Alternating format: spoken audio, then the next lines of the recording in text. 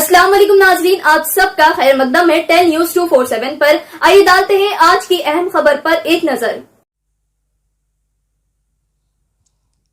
मोअज़्ज़िज़ नाज़रीन किराम, जैसा कि आप जानते हैं कि रियासती वक्फ बोर्ड तेलंगाना मणिकुंडा अराजी के केस को सुप्रीम कोर्ट में हार चुका है। तमाम नाज़रीन को ये बात जहन नशीन रखनी चाहिए कि यही मणिकुंडा केस को हाई कोर्ट में जीता गया और जो हाई कोर्ट में जिस वकील साहब ने पैरवी की थी, उन्होंने अपनी ईमानदारी से कोशिश करते हुए ये केस वक्फ बोर्ड की तरफ हुआ और उसके बाद फिर हुकूमत तेलंगाना, आपके सामने मैं एक बात की सराहत करना चाहता हूँ। इस अराजी का 1000 और कुछ 100 एकड़ अराजी है। ये मामले का एक तरफ वक्फ बोर्ड फरीक है तो इसका मुखालिफ हुकूमत तेलंगाना है और यही हुकूमत तेलंगाना के सरबराह केसीआर साहब मुसलमानों की हमदर्दी का रोना रोते हुए नहीं थकते। ऐसे मुसलमानों को सब्ज़ बाग दिखाते हैं, लेकिन ऊपर से ये बहलाते हैं और नीचे से जड़ें काटते हैं। ये बात हमारे सामने आ चुकी है और ये हुकूमत तेलंगाना ने सुप्रीम कोर्ट से अपने हक़ में केस को जीता है। यानी अरबों रुपए की अराजी हुकूमत तेलंगाना ने मुसलमानों की अराजी को हथिया लिया है और ये मौजूदा वक्फ बोर्ड का चेयरमैन अबुल मुनाफिक रुसवाए ज़माना, बदनाम ज़माना, और ये सिर्फ केसीआर का वफ़ादार है। और जैसा कि हम समझ सकते हैं कि एक जानवर होता है जो मालिक का वफ़ादार होता है और अपने ज़ात वालों पर को भोगता है, तो ये वफ़ादार का पालता हुआ जानवर है ये। और ये केसीआर इसको एक कुर्सी की हड्डी फेंकता है तो ये केसीआर का कलमा पढ़ता है, ये केसीआर को सेकुलर बताता है और यही केसीआर ने, यही टीआरएस सरकार ने मुसलमानों के अरबों रुपए की जायदाद को हथिया लिया है। अगर केसीआर सेकुलर होते तो सुप्रीम कोर्ट में हुकूमत तेलंगाना की जानिब से एक लेटर को दाखिल किया जाता कि ये ज़मीन वक्फ बोर्ड की है और ये हुकूमत तेलंगाना की नहीं है। तो यहाँ पर इनकी नीयत और इनका खुफिया एजेंडा सामने आ गया है कि ये चाहते हैं किसी तरह से वक्फ इमलाक को हथिया लिया जाए और वक्फ बोर्ड को ख़त्म कर दिया जाए।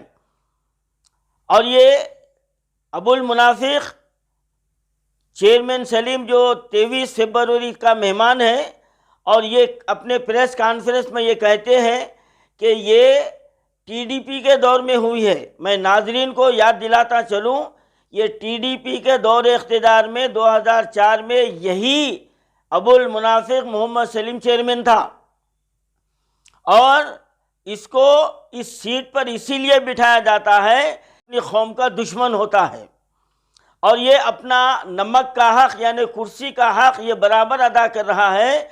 करोड़ों रुपए की, अरबों रुपए की मुसलमानोon की इमलाक को ये हुकूमत के हवाले कर रहा है।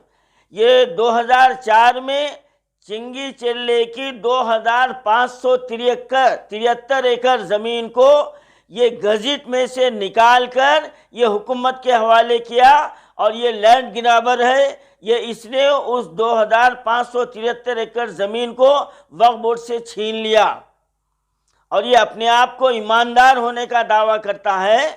तो 89 की गज़ट आप निकाल कर देखिए और उस 89 की गज़ट में 2573 एकड़ ज़मीन जो चिंगी चिल्ला की है, एक दरगाह शरीफ जो हुसैनी आलम में थी, दरगाह हज़रत नबी ख़ादरी रहमतुल्लाह अलैह, ये बदबख्त रुसवाए ज़माना जहन्नुमी उस दरगाह को भी ख़त्म कर दिया। ये तो अब ये जो कुर्सी जो इसके सामने एक हड्डी की शक्ल में जो कुर्सी पड़ी हुई है, उस कुर्सी के लिए जो मालिक के सामने मालिक का जो ना वफादार है और दुम हिलाता है, तो ये अपने ज़ात को, मुसलमानों को कितना बर्बाद कर रहा है।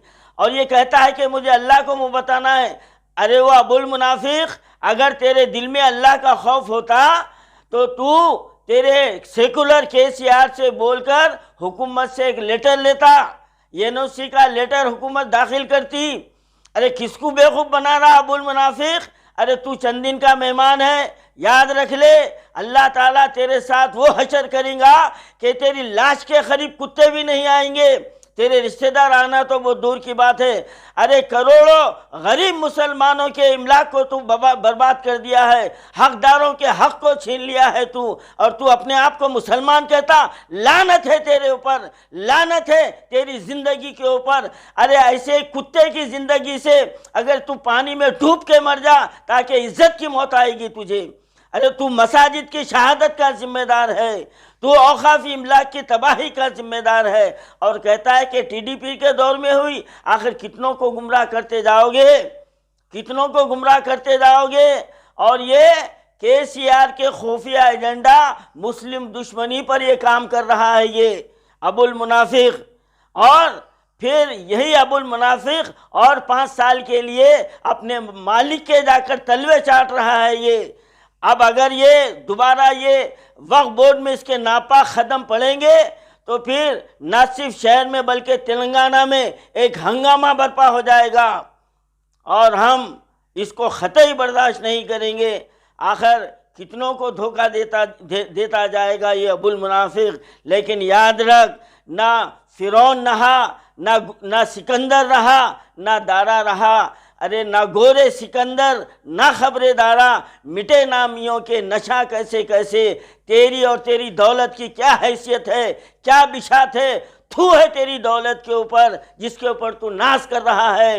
یہ دولت آخا اگر سیکولر ہوتا تو کیا وہ لیٹر نہیں دیتا تھا؟